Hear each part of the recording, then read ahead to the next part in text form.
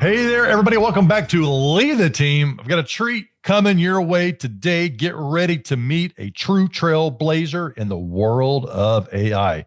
Jeff Mills, the president of iMerit, is revolutionizing the AI data space with their innovative software-delivered solutions. They prepare the, quote, food for AI, or they structure the data to feed and train AI and to deliver exceptional results. Not only does Jeff lead a global team of about 5,000 employees across sales, marketing, solutions, and delivery operations, but he's also been an integral part of some of the biggest names in tech, from his early days at Yahoo back in 1998 to his roles in successful exits like Criteo and Kayak. Jeff's journey is a testament to his visionary leadership and entrepreneurial spirit. Let's rock and roll. How are you shaping the conversation on what all AI can do for them? Software and services both, but independently, are going to be impacted significantly over the next year or 2 years. I mean, honestly, it's happening as we speak. So services that they're paying for, they can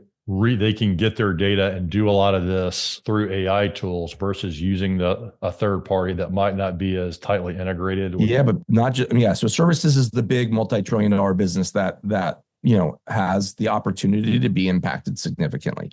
But don't think software is not as well. SaaS companies are about to get a very different type of business case that's coming in. So as you're ingraining AI into your processes, you're not going to continue to pay for software subscriptions that are feature-based. They're going to all become outcome-based, right? And so really what's going to happen right now is you're going to start using solutions, whether they're going to become combinations of software and services. That's why we say we're software-delivered services. It's because our software has AI. We're an AI company first and foremost. We're a expert company as well, as we have all this expertise internally around the work we're doing. So when you merge those things together, it can become outcome driven on the type of solutions that you're actually building. This is going to start happening everywhere. You're not going to just say, oh, I'm going to spin up call center tomorrow and pay for a software license from one company where call centers are managed through this software for, call it, telephony in the cloud and all this stuff, and then go hire thousands of people to sit on that software. You're going to go pay for a solution where it's based on calls rendered or like high quality calls, and that's going to have the software, the services,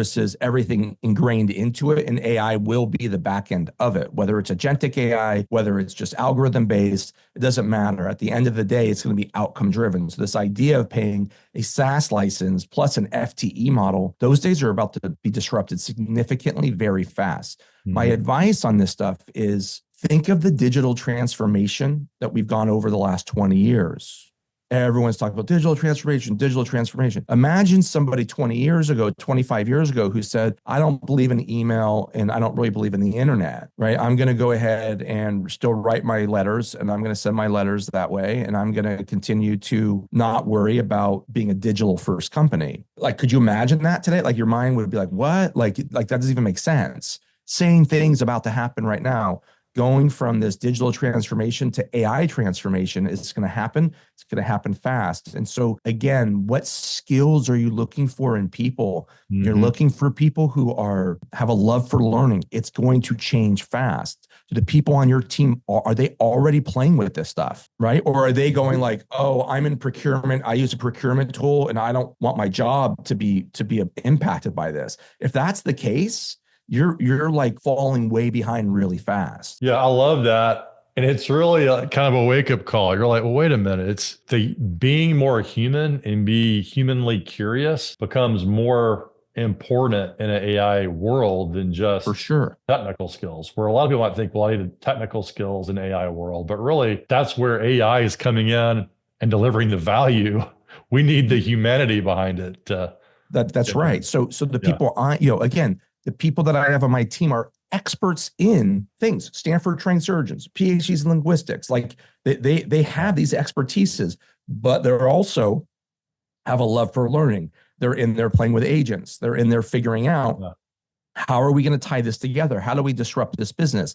But ultimately, how do we create outcome-driven products that solve a problem? I mean, this is like, again, startup 101 type stuff, right? Like, what is your addressable market. What problem are you solving? This is going to now happen in every single function within a company. What problem are you solving? How are you solving it? And then how are you leveraging tools that exist to do it? Now, do you know how many hammers exist? Should I ask ChatGPT this question? I mean, you could definitely do that, and it would tell you. But like a construction worker doesn't have one hammer. They don't just show up with one. There's framing hammers. There's mallets. There's fine tuning hammer. I mean, there's like 100 different types of hammers for different projects.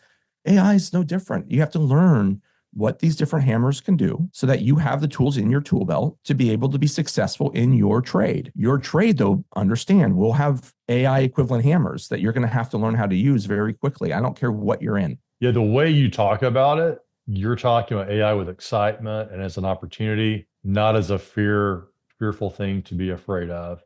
And I believe that the leaders who can instill that mindset in their teams and help them maintain it are going to be the ones that win at the end of the day, and having partners that take that approach. And it sounds like you guys are in that boat too. 100%. We're helping our clients figure out outcome-driven processes to solve the problems that they have, generally in what's considered now the multimodal kind of AI data space. And so, I believe that I am lucky to have a front row seat on kind of how all these different companies are playing with AI and building it within the verticals that they're in. I think that people need to be less scared. They need to lean in, and they just need to understand that this is no different than the digital transformation. People started learning Excel, they started learning PowerPoint, they started learning email. Same thing's going to happen here. You're going to start learning how to use an agent. You're going to start learning how to, prompt. You're going to start learning how to do these different things. And to your point, the human skills, those are going to be insanely important in how the companies who are successful leverage it. And talking about outcome-based approaches with AI, what's one that's really excited you or surprised you the most in terms of applying AI and getting an outcome maybe you didn't expect, or that seemed to really move the needle? Yeah, so I think it's funny. I think the biggest thing right now is that it's going to impact FTE models too. But what people don't always understand is that doesn't necessarily mean the work you're investing into it, the margins or the revenue goes down. If you are implementing the right processes, you actually can increase your revenue and increase your margins because companies are more comfortable spending on outcomes, right? They'll say, I remember back you're adding more value than what you were doing before. Same thing happened in the advertising industry over the last kind of 20 years, right? People paid for CPM, cost per 1,000 impressions. Then they moved to CPC, cost per click. Then they moved to CPA, cost per acquisition. They kept moving into these different models. And AI, if you really think about it, is what's powered a lot of what's happened in the transformation of advertising, especially digital advertising. And they're actually spending a ton of money on that stuff. It's not like they dropped their budgets. They actually increased their budgets. Once you could basically tie it to success output, it just changed the model, right? And that same kind of thing is going to happen in every industry. This has been such a fun episode today and a great interview. A lot of inspiring nuggets along the way. What's your parting thought for our listeners? You can take it any way or anywhere you'd like to go with it. Yeah, look, guys, don't be scared of AI. Lean in, learn it. It's just a tool, just like any other tool. It's a tool that's going to affect a lot of things. And then, be a learner, have a love for learning, have fun with it. People who have fun with this stuff and don't get scared of it, lean into it, learn from it. They have a chance of helping build the next wave of what's to come. And a lot is coming. And so, there's a whole big market that's about to explode in this space right now. I have plenty of, we talked about Aunt Mary's and stuff before we got on this call.